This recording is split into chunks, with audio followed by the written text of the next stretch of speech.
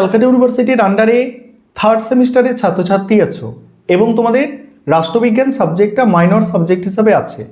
তোমাদের জন্য আজকের ক্লাসটা খুবই গুরুত্বপূর্ণ। আজকের ক্লাসে তোমাদের থার্ড সেমিস্টার রাষ্ট্রবিজ্ঞান মাইনর সাবজেক্টের 100% কমনযোগ্য সাজেশন নিয়ে আলোচনা করব। এবং তোমরা যারা ইংলিশ ভার্সনের স্টুডেন্ট আছো তোমরাও আজকের ক্লাসটা দেখো, কারণ সাজেশনটা বাংলায় তো থাকছেই, তার পাশাপাশি ইংরাজিতেও থাকছে। তোমাদের কোয়েশ্চেন প্যাটার্নটা প্রথমে একবার মনে করিয়ে দিই, তারপর তোমাদের আমি সাজেশন নিয়ে আলোচনা করব।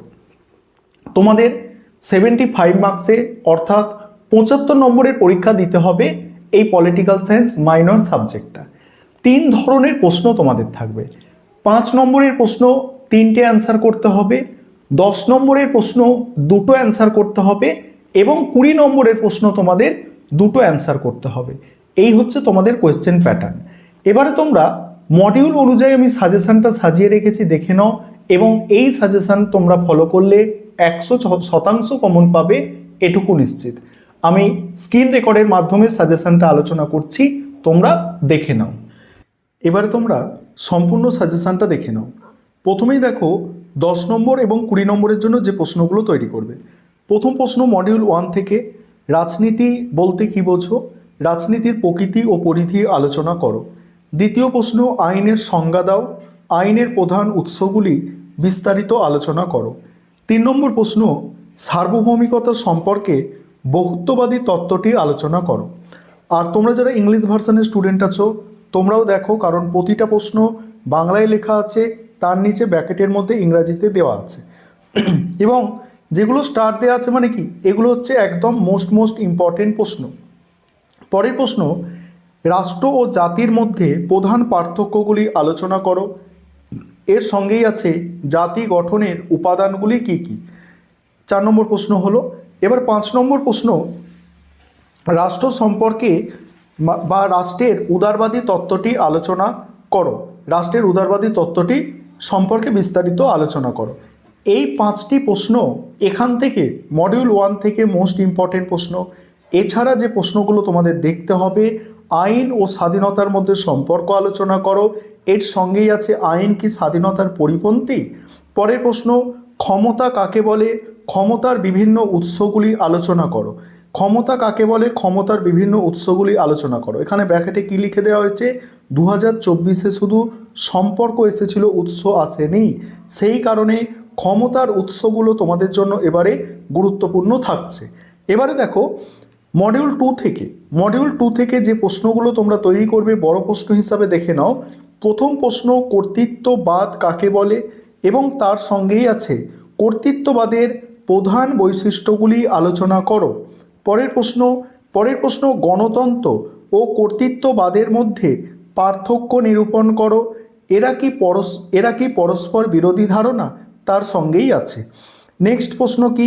পরের প্রশ্ন নাগরিকতা সম্পর্কে টি.এইচ. মার্শালের তত্ত্বটি সমালোচনা সহ আলোচনা করো। নাগরিকতা সম্পর্কে টি.এইচ. মার্শালের তত্ত্বটি সমালোচনা সহ আলোচনা করো।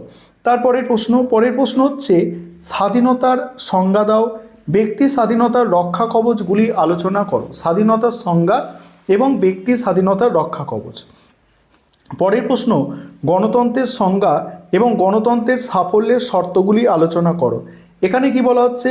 ডেভিড হেল 2024-এ এসেছে, তাই সাধারণ গণতন্ত্র বা অংশগ্রহণমূলক গণতন্ত্র গুরুত্বপূর্ণ। ঠিক আছে, গণতন্ত্রের ক্ষেত্রে সাধারণ গণতন্ত্র বা অংশগ্রহণমূলক গণতন্ত্রটা তোমরা একটু দেখে রাখতে পারো। তবে এই অংশগ্রহণমূলক গণতন্ত্রটা তোমরা 10 নম্বরের জন্য তৈরি করবে। এবারে পরের প্রশ্ন অধিকারের সংজ্ঞা দাও। অধিকারের প্রকারভেদ বা শ্রেণীবিভাগ আলোচনা করো। 5 নম্বরের প্রশ্নের জন্য তোমাদের 100 শব্দের মধ্যে লিখতে হয়। কথাগুলো একটু ভালো করে শুনবে যেগুলো বলছি। 5 নম্বরের প্রশ্ন 100 শব্দের মধ্যে লিখতে হয় এবং 10 নম্বরের প্রশ্ন 150টি শব্দের মধ্যে লিখতে হয়। সেক্ষেত্রে তোমরা যেটা করবে, এখানে যেগুলো 5 নম্বরের প্রশ্ন আছে তোমরা 160 থেকে 70 শব্দের মধ্যে তৈরি করবে। তৈরি করলে দেখবে এখান থেকে যদি কোনো প্রশ্ন 10 নম্বরে দিয়ে দেয় তাহলে তোমরা সেটাকে একটু ছোট করে লিখলেই 160 বা 70 শব্দে যদি তৈরি করে রাখো সেটা তোমরা 100 শব্দে অনায়াসে লিখে দিতে পারবে। আর 160-70 শব্দে তৈরি করা খুব কঠিন কিছু কাজ কিন্তু নয়, কয়েকটা প্রশ্নই এখানে আছে, দেখে নাও। অর্থাৎ 5 নম্বরের জন্য এগুলো তৈরি করছো এবং 10এও যদি আসে সেক্ষেত্রেও তোমরা লিখে আসতে পারছো। 5 নম্বরের জন্য প্রথম প্রশ্ন এখানে রেখেছি সার্বভৌমিকতার একত্ববাদী তত্ত্ব। দ্বিতীয় প্রশ্ন আছে ক্ষমতা ও কর্তৃত্বের সম্পর্ক।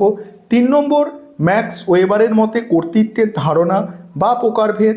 পরের প্রশ্ন রাষ্ট্রের অপরিহার্য উপাদানসমূহ। নেক্সট হচ্ছে সাম্য স্বাধীনতার সম্পর্ক, জন রলসের ন্যায় বিচার তত্ত্বের মূল ধারণা, ডেভিড হেল্ডের গণতন্ত্রের মডেল বা শ্রেণীবিভাগ। নেক্সট প্রতিরোধের অধিকার, রাজনৈতিক বাধ্যবাধকতার ভিত্তি। এটা 2024-এ 10-এ এসেছিল, তোমাদের জন্য 5-এ কিন্তু গুরুত্বপূর্ণ। পরের প্রশ্ন হচ্ছে সুশীল সমাজ বা নাগরিক সমাজের ধারণা, অংশগ্রহণমূলক গণতন্ত্র, জাতি ও জাতীয়তাবাদের মধ্যে পার্থক্য। টোটাল 12টা প্রশ্ন দেওয়া আছে এবং যেগুলো মোস্ট ইম্পর্টেন্ট প্রশ্ন সেগুলো স্টার দিয়ে চিহ্নিত করা আছে। এইগুলো তোমরা ভালো করে করো, অবশ্যই তোমরা পরীক্ষায় সমস্ত প্রশ্ন কমন পাবে।